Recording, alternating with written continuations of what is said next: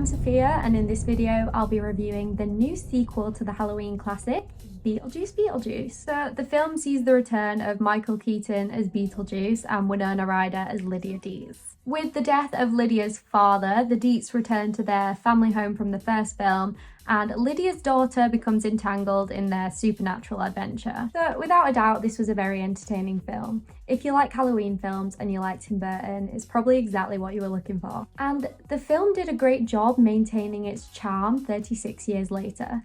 So Tim Burton's stop motion animation and the general production design make it feel the same as the first time round. The CGI wasn't overdone. I thought it was used quite sparingly and effectively. And as ever, the film relied on its incredible use of costume and hair and makeup, which kept that same vintage aesthetic as the first film. So Burton definitely retains the film's dark humour, quirky visuals, and iconic gothic aesthetic. Michael Keaton is truly phenomenal in this role.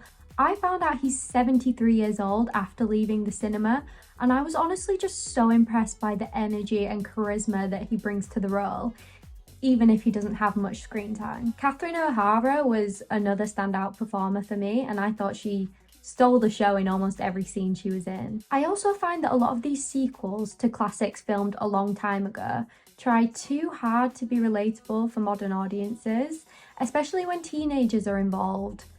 The language is often really forced, and somehow social media makes it into every scene with a teenager. Aside from one scene where a group of influencers are invited to Lydia's wedding to vlog, the film successfully avoided that. Jenna Ortega was great, but in terms of her character, it really wasn't anything we haven't seen before.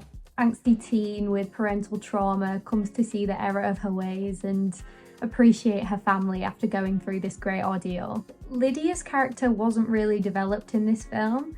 If anything, she was diluted, and she just felt quite secondary to some of the more vibrant characters on the screen. The plot was fun and engaging the whole time, but they basically undermined the fundamental principles of the first film by stating that the Maitlands, who, like all ghosts in Burton's world, are trapped in the house which they lived in before they died, conveniently found a loophole and managed to leave between the two films. And they're not really mentioned again, nor are we given any further explanation. And to be honest, there was a lot going on in this film. The subplot about Beetlejuice's vengeful ex-wife was pretty superfluous, and Willem Dafoe really only seemed to be in the film because it's Willem Dafoe. That being said, it did tie up some plot points that haven't really aged too well. In particular, Lydia's relationship with Beetlejuice. At the end of the film, Lydia tells Beetlejuice that their 600-year age gap would never have worked, and she ultimately refuses to marry him. Overall, it was a coherent and fun plot, which is probably all audiences were looking for from the sequel to such a beloved film. If you enjoyed watching, please like, comment and subscribe. I'll be posting weekly, so make sure to stay tuned for our next review. Thanks for watching The Vortex. We'll see who gets the last laugh.